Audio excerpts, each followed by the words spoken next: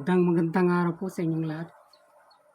At katulad ng dati, saan panig kayo ng Pinas naroroon, saan man sulok ng mundo yan, binabati ko po kayong lahat. At siyempre sumaatin pong lahat ang pagpapala para sa araw na ito. Pag-uusapan natin itong ikinakasan nila na dalawang rally. Kanya-kanya sila ditong mga hinaing. Pero may hinaing. Akala mo ang gobyerno yung talagang ipinagrarally nila. Di ba karaniwan yung nagrarally dapat yung mga oposisyon lang laban sa gobyerno. Ito mismo sa gobyerno galing yung nagrarally. Ano kayang hinaing nila? Yan ang ating tatalakayin at pag-uusapan sa dalawang rally na ito na inihahanda. Siyempre bago yan, bago sa malaliman at masinsinang talakayan. Subscribe muna ng muntikong himpilan, Makatang Tambay. At yung munting kalimbang dyan, pakidutot mo na para sa ganun. I-notify ka parati kung mayroon man ako mga upload na katulad nito. Okay. At ito nga, yun din nga rin ang iniisip ko rito at pinagtataka. Sa hinaba-haba ko na rin naman na nagsusubaybay at tagapanood at tagapakinig. Yan talaga nagrarally dapat yung mga oposisyon o yung may mga hinaing sa gobyerno. Ito iba eh. Pakinggan mo tong sinasabi ng vlogger na ito. Dilawan ang vlogger na ito at siyempre katulad ng mga nauna ko ng mga ibinablog, talagang alam na natin ang bago ngayong laro nila. Yung pagsasanib persa. Nagkakasundo. Maganda to mga kabunyog. Maganda to. Saan na mga issues tayo nagkakasundo? Mukhang sa tatlong issues nagkakasundo eh. Una sa issue ng China. Issue ng China. Nagkakaisa tayo na dapat na talaga tayong manindigan laban sa China. Pangalawa sa issue ng ICC. Nagkakaisa tayo na papasukin na ang ICC. Mag-cooperate na sa ICC. Pangatlo, si Sara Duterte. Si Sara Duterte, talagang dapat nito mag-resign na bilang Defense Secretary. Masyado nang, kapal ang mukha ni Sara eh. Ito yung mga dahilan nila kaya sila nagrarally. O, di ba? Di ba dapat, kung nagrarally sila dapat na ganito, ang gobyerno ay si Sara o si Duterte. Talagang nakakatawa tama ngayon. Siyempre, lahat naman ni malaya. Magpahayag na kanilang damdamin. Pero dapat ibabagay mo kung ano man yung, kung kanino ka man dapat may demand. O kung ano ba yung dapat ibigay nang sa tingin mo ay nagkukulang ng paglilingkod sa inyo. Pero ito ibang klase. At saka ito nga yung kanyang title. Wini-welcome ng mga pro-Marcos, mga pro-Isko at yung mga kakamping. O kumbaga hindi na lang basta ito unit team ng kakampings at ng pro-Marcos pati Isko niyan isinama niya rito. Lang kumbaga ay buhos na ginagawa nila. Para saan? Sa hindi naman gobyerno. O di ba? Itong bagay na nakakatawa dito at ito isa-isa na din yung kanyang mga kadahilanan at pinupunto kung bakit gusto nilang mag-rally. Bukas na raw di uman ito. Itong rally nila sa Senado. Itong pagpapasok sa ICC para managot na si Duterte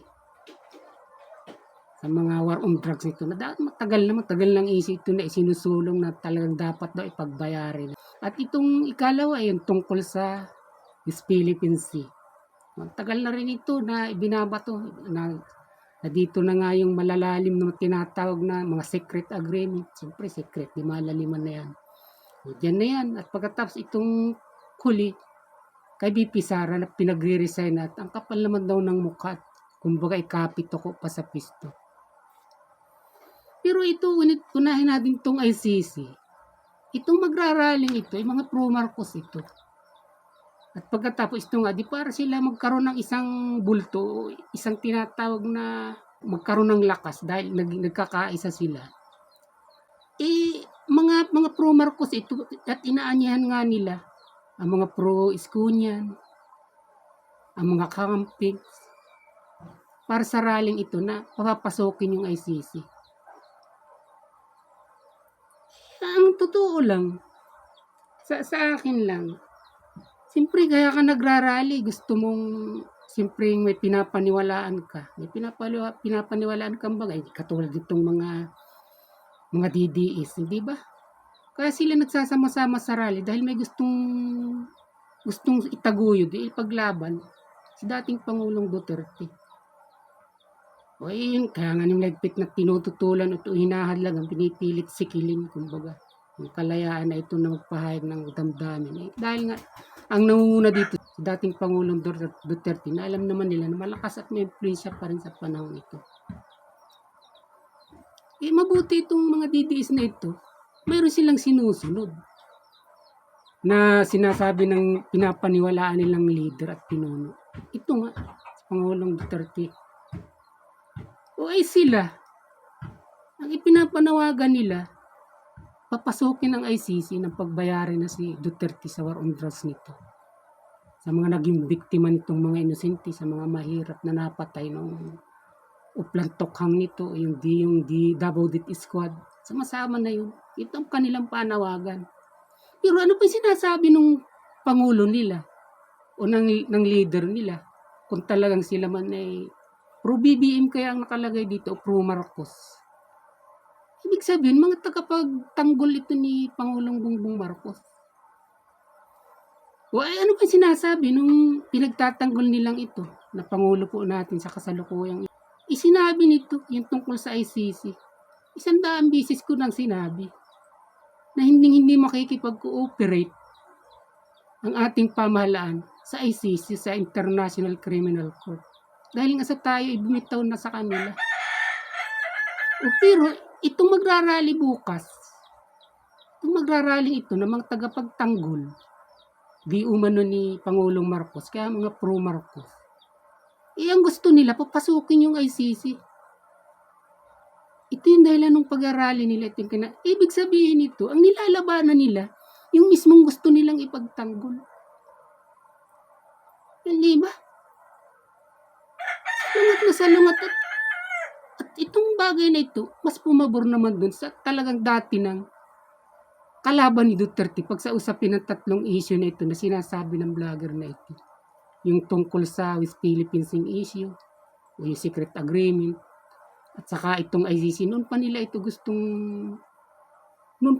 pinaglalaban na dapat ay makapasok at nang para managot na kung sino man yung mga nagkakasala. Yun ang nakikita natin dito. Na hindi totoong si Marcos ang ipinagtatanggol ng mga ito. Bagkus ang gusto nila ditong mangyari, hindi si Marcos ang banta sa kanila, kundi ang Duterte.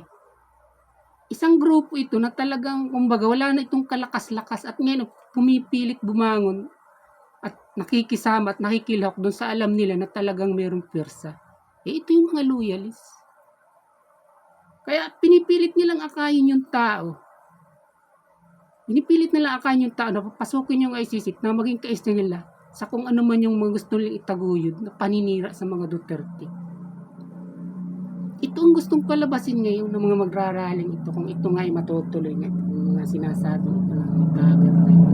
Hindi natin ito tinunggutulan. Sabihin natin, malaya sila. Ang kinikistyon natin dito, yung mga ginagawa nilang kadahilanan at kung bakit sila nga nagrarally, naghahanda ng ganyan gawain. Hindi naman gobyerno ang Duterte, ang mag-amang Duterte. Para sila lang humingi, hindi ba demand ang dahilan? May mga grievances ninyo kaya nagrarally ang isang grupo o ang taong bayan. Sila ito yung kanilang hinaing. Kung kailan yung ayaw ng presidente nila, ang presidente natin si Pangulong Marcos, yun ang gusto nilang labanan sa panahon ito. At isa pa, yung pag-resign ni BP Sara na ngayon daw itong darating na 17 ng Mayo, dadaos. At napakapal daw ng mukha ni Inday Sara, ni BP Sara, at hindi pa bumitaw dyan sa DepEd. Kung ito nga ating pag-uusapan at pupuntuhin, ano sabi dito ng Pangulong Marcos?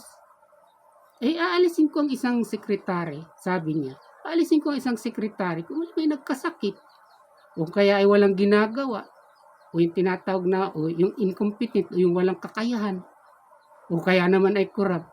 Aalisin ko yan. Ay, hindi naman ganun si Inday. Yun ang maliwanag na sabi niya. Pero itong magdadaos na ito ng rally, yun ang gustong labanan yung sinasabi na ni Pangulong Bongbong Marcos.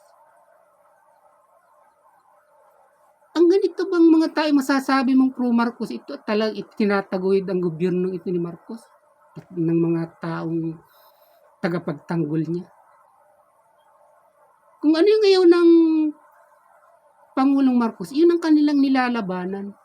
Yun ang kanilang kinukontra. Yun ang kanilang sinasalungat.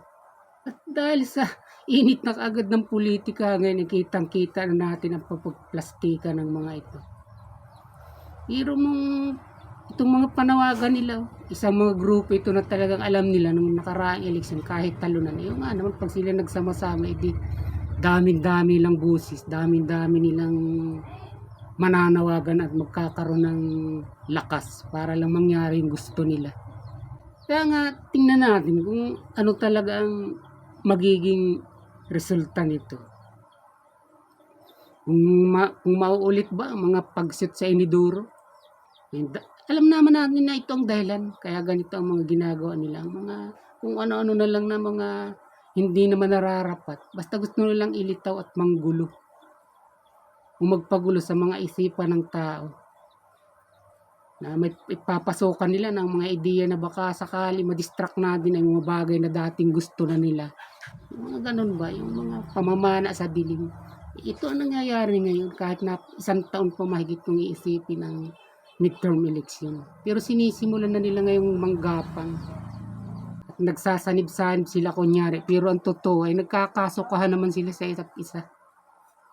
Katotohanan lang yan. Hanggang ngayon talaga hindi ko pa rin nga malimot-limutan kung paano ang ginawa sa loob ng halos mahigit 30 taon. Ang propagandang ang ginagawa ng mga dilawan na ito, mga pinklawan na ito sa Marcos. Pagkatapos ngayon ito, talagang magsasanib sila. Ngayon may kisanib sila. Kahit talagang, kumbaga, sa katotohanan, isinusuka rin sila. Kaya lang, alang-alang doon sa kanilang mga interes, mga pansarili nilang interes. Dahil itong vlogger na ito, tatakbo ito ngayong midterm election. Kaya kumbaga, nag-aapuhap ito. Nag-aapuhap ito ng mga kasama niyang bago. Dahil yung mga kasama niyang kakamping dati, inilugso na siya. Hindi nga siya nanalo. Naglaban siya kaya nung nakaraang 2022 election. Nashoot din, kasama siyang nashoot sa Iniduro.